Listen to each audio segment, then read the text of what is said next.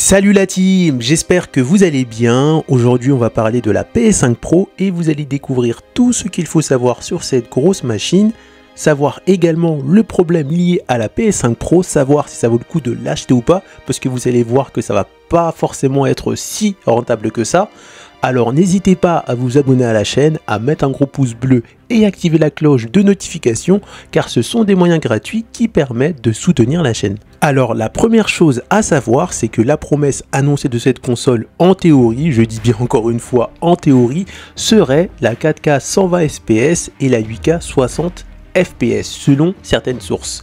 Avec le PlayStation Spectral Super Résolution, donc c'est une solution d'upscaling et anti-aliasing qui permet d'augmenter drastiquement les performances de la PS5 Pro. Pour les personnes qui ne savent pas ce que c'est l'upscaling, c'est tout simplement une mise à l'échelle d'une image ou d'une vidéo pour l'adapter à une définition plus grande que sa définition native. Pour les joueurs PC, c'est ce que fait Nvidia avec le DLSS. Et donc, cette technologie permet d'améliorer grandement la fréquence d'image des jeux, tout en garantissant bien sûr une bonne qualité graphique grâce à l'IA. Et comme je l'ai dit précédemment, selon certaines sources, PlayStation aurait l'ambition d'atteindre les 4K 120 fps et la 8K 60 fps. Donc pour moi, ça reste que théorique malheureusement. Après, ça sera peut-être de la 4K 120 fps mais sans ray tracing, on ne sait pas. Et de la 8K 60 fps mais avec une qualité, on va dire, diminuée. On ne sait pas, mais pour l'instant, moi je pense que ça reste théorique.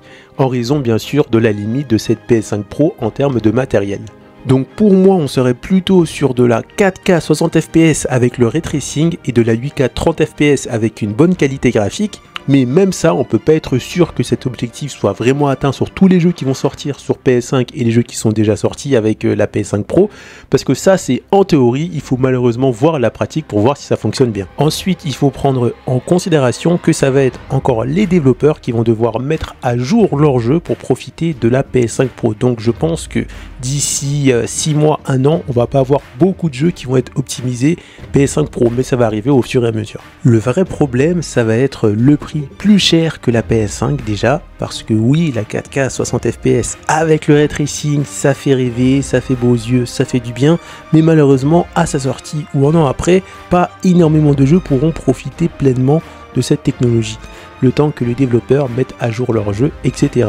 D'autant plus que si vous avez déjà acheté une PS5 récemment ou il y a quelques années, il va falloir repasser à la caisse, même si vous pouvez éventuellement vendre votre PS5 d'occasion pour alléger la facture. Par contre, si vous n'avez pas de PS5 et vous comptez en acheter une, mieux vaut attendre la PS5 Pro et mettre plusieurs centaines d'euros supplémentaires pour avoir la meilleure expérience sur PS5. Et si vous attendez GTA 6, la PS5 Pro sera le meilleur investissement pour profiter pleinement de ce jeu.